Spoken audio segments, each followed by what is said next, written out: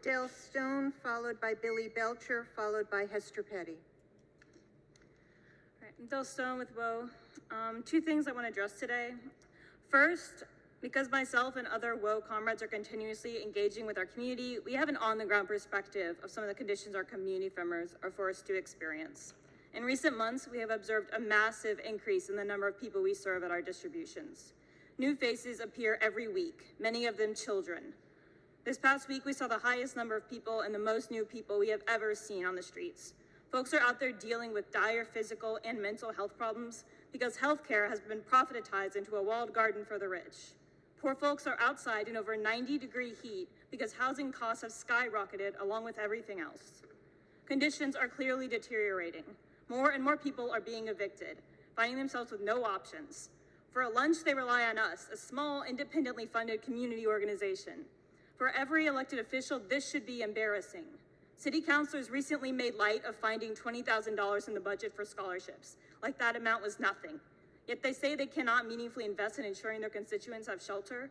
They throw funds to the police and corporations like candy at a parade while relying on communist collective to fill in the gaps.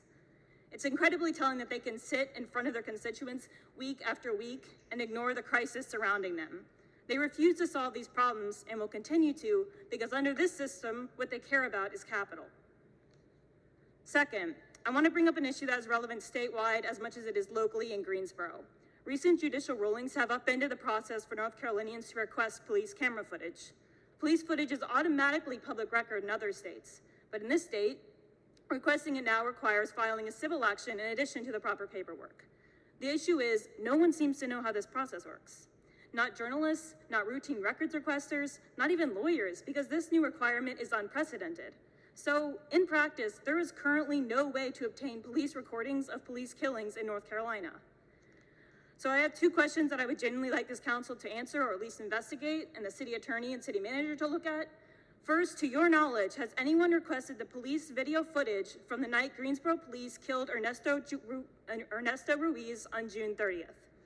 And second, if you don't know the answer to that, or if no one has requested it, will you commit to requesting the police footage as you have in the past? I genuinely want to know.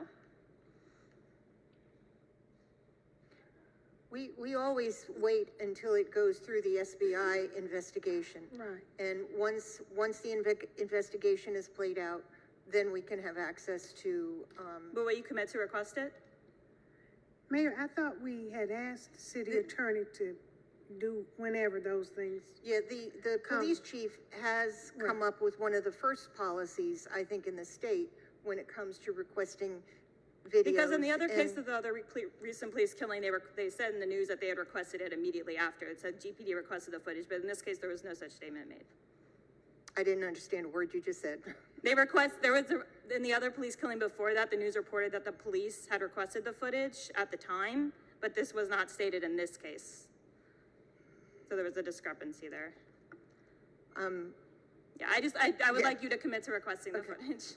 Thank you. Trey, do you want to talk about what the policy is, or maybe it's best if we just send it to yeah, we can Stone? send it. I can't really speak to like media coverage. However, there is a current policy of practice that any critical incident that we have in a police shooting is included in a critical incident, then the chief will automatically request that the video be released. So they will make that petition. Now, again, I want to remind people, the chief is subject to the laws that govern the state as well. So all I can do is petition for that release to a judge to authorize it. But he has committed to doing that without the council having to prompt, without people having to ask, that any critical incident, they will automatically request that.